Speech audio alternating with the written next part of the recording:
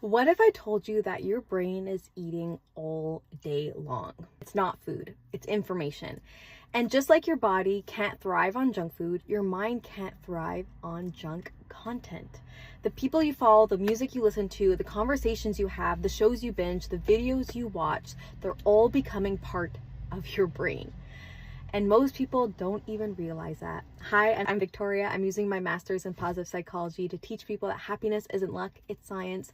And on today's episode of Her Happy Mind Yaps, I want to truly talk about how important it is of protecting your happiness and being more aware of the things you listen to and hear and the people that you hang around with, because it matters so much more than you think. So we've become very careful about what we eat, right? There's been so many more grocery stores having organic, free-range food, but we rarely talk about what we feed our minds. And our brains are constantly taking in the information, deciding what's important, what is strengthening our neutral pathways, because it's all connected to what we consume. So I want to talk about that because our brain has learned through centuries and centuries and decades of repetition. And your brain wasn't designed to make you happy. I have so many episodes on this. It was designed to keep you alive. And that's why we have emotions like anxiety. It's a normal an emotion. Because we have to be aware of our surroundings, we don't die, right? Which was important thousands of years ago when saber-toothed tigers were trying to chase us around. But today, it to have that much anxiety in our life. And since our brains are designed to keep us alive, one way it does that is by consistently learning from repetition. So whatever you expose yourself to over and over and over becomes familiar. And your brain loves anything that's familiar, anything that you repeat, because it wants to conserve energy at the same time. Let's start with social media. I'm going to break these up into different parts, but let's start with social media since we're all on it. Imagine spending 3 hours of your day looking at people who seem happier, richer, prettier, more successful, or just further ahead of you. Even if not everyone knows, but you should know now that these are all highlight reels of people's lives. They aren't reality. And we see this time and time again of celebrities coming out like, I looked happy, but this is what was behind closed doors, right? So don't just go ahead and be like, I would trade my life to be this person when you have no idea what's going behind closed doors. And even if it's a highlight reel or not, your brain is still absorbing them. It's still absorbing those thoughts of, wow, they're pretty. Oh my God, look at that. Look at how they're doing that. It's comparing. And it starts believing like, oh, is Victoria behind? She keeps saying like, oh, look at their car or look at their job or they keep getting this and X, Y, and Z.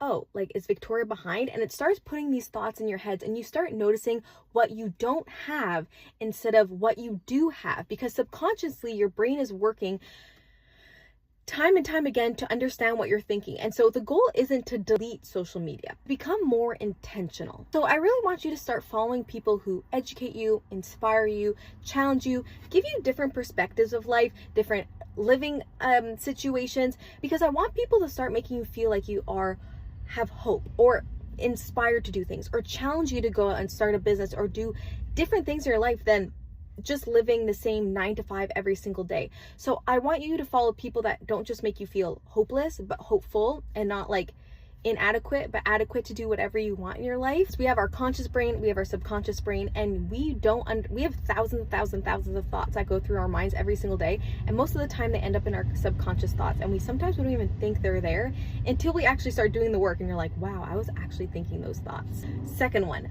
music. Now, here's one that surprises a lot of people. When I talk to my clients, I'm like, okay, tell me the music you listen to. And they're like, the music, what does this have to do with anything with happiness?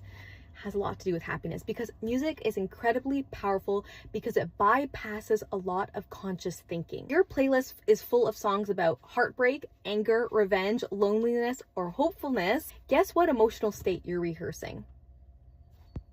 I'm not saying you can't listen to those songs. I definitely do sometimes, right? In those moments, some moments you need a good cry and you're like, I need to put an Adele song. Adele's my girl.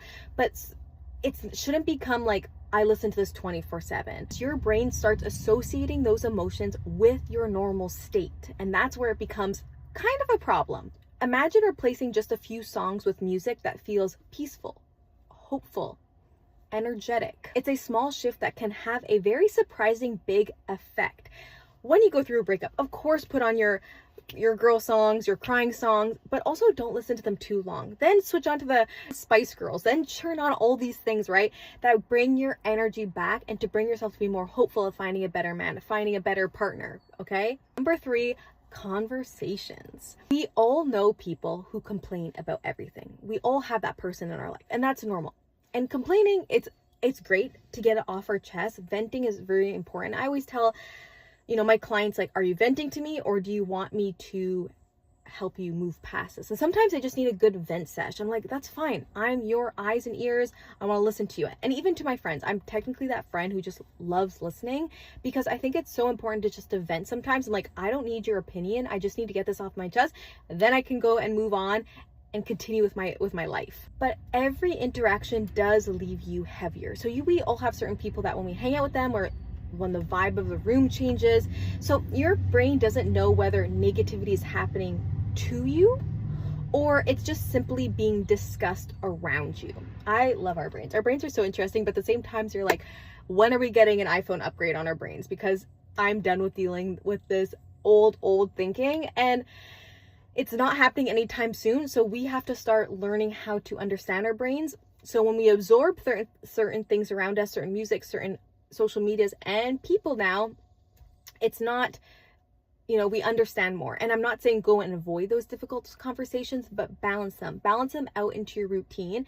And also understand, like, maybe I'm that negative person. Maybe I complain. Like, maybe I should start, changing my thoughts around. That's a whole other thing. And you could look at my app to change that if you're someone that is that negative person, because if you trained your brain to be more negative, then you might need some tools to get out of that. So spend time around people who inspire growth, who encourage you, who dream, who challenge you, who laugh, who are just like that ball of sunshine. We all need those friends. You probably do have a friend in your life like that, and that's absolutely amazing, because people that make you want to be better physically, mentally, emotionally, spiritually, those are the best people to hang around. And I think it's so important to get close to those fires than close to other fires where you just feel like put down, you're always bullying other people, or other people are just always talking crap about other people, right? And so important. Number 4, protect your mental diet. I want you to think about it this way. If someone handed you junk food every single hour, eventually your body would struggle. The same thing happens mentally. And so I want you to ask yourself this right now, and you'll be able to kind of give yourself your own self-diagnosis of,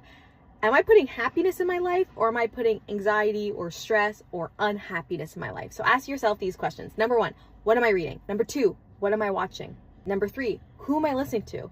Number 4, who has access to my attention right now? All of those questions give you a better understanding of how your mental health is in a very broad sense. But your thoughts influence your emotions, and your emotions influence your behavior, and your behaviors shape your life. So all of this trickles down one way or another. So here's my challenge for you. For the next 7 days, do a mental detox. You have to unfollow certain accounts. Read 10 pages of a self-help book or encouraging, uplifting book. Listen to one educational podcast. If you need recommendations, don't be shy to reach me on my Instagram at Her Happy Mind, or comment in the chat. I will send you plenty of ones, but Jay Shetty, Mel Robbins, Ed Milet is are a few of my favorites. Spend time outside, especially if you're in the summer months like I am right now. Go for a walk, go outside, and then notice how you feel, because protecting your mind isn't about perfection. It's about being intentional. If you enjoyed today's episode, don't forget to subscribe, like, you guys know what to do. But I'm just very thankful that I have this platform and so many amazing followers that truly want to develop their place of happiness where they are right now. And neuroplasticity works. Positive psychology exercises work, and that is exactly why my Build Your Happy Mind app is available now. It's on studio.com if you want to go on, or go on my Instagram, and this will just give you tactical everyday tips, motivation, and tools for you to slowly build your happiness from wherever the baseline is to where you want it to go. Get your free personalized quiz right now. See you all in 2 weeks. Bye.